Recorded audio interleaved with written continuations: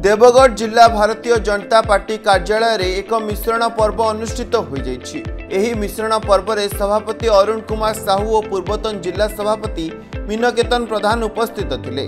बिजु जनता दलर वरिष्ठ नेत्री निवेदिता नायक गत 22 तारिख रे राज्य बीजेपी कार्यालय रे राज्य सभापति मनमोहन सामल को उपस्थिति रे योगदान करथिबा बेले सोमवार देवगढ़ बीजेपी मुख्य कार्यालय रे योगदान करिसेंती। तेबे एही कार्यक्रम रे बहु बीजेपी नेता और कर्मी उपस्थित थिले।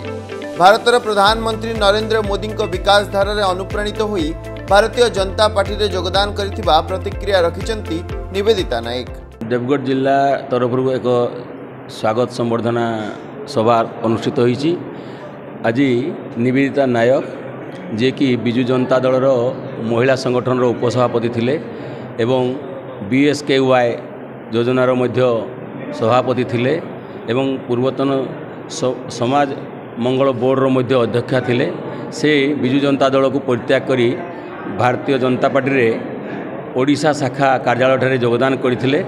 माननीय आमर राज्य सभापति मनमोहन सामल नेतृत्व में से योगदान करथिले एवं से आज देवगढ़ जिला को आस्तारु आमे आम जिला तरफ स्वागत संबर्धनार एक सभा आयोजन करथिलु एवं से योगदान करने फल आमर भारतीय जनता पार्टी देवगढ़ जिला एक शक्तिशाली दल हेबो एवं तांकर भूमिका मध्य गुरुत्वपूर्ण रही एवं महिला सशक्तिकरण उपर तांकर पूर्ण क्षमता अच्छी एवं तांकर अभिज्ञता अच्छी ताहा आगामी दिन में उपयोग हेले भारतीय जनता पार्टी एक शक्तिशाली माने दल हेबो देवगढ़ जिले में एवं डबल इंजिन सरकार हेबो यही आशा रखी समस्त धन्यवाद रखुछि। मीनकेतन प्रधान पूर्वतन जिला सभापति वर्तमान लोकसभा कोऑर्डिनेटर दायित्व अच्छे। देखंतु आज शह शह संख्यार कार्यकर्ता कांग्रेस एवं बीजेडी दल को परित्याग करी बीजेपी योगदान करुछंती।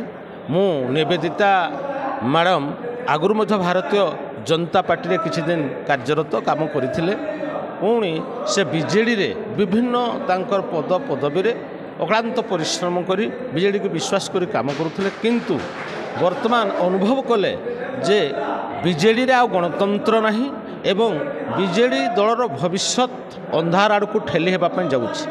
तेणु नरेंद्र मोदी जन कल्याणकारी योजना नरेंद्र मोदी जो भारत वर्ष को विकास करने ओडिशा को विकास करने जो मोदी ग्यारंटी एवं धर्मेंद्र प्रधान उत्कल यूनिवर्सिटी जो पाठ पढ़ुले से निवेदिता मैडम सहपाठी थे।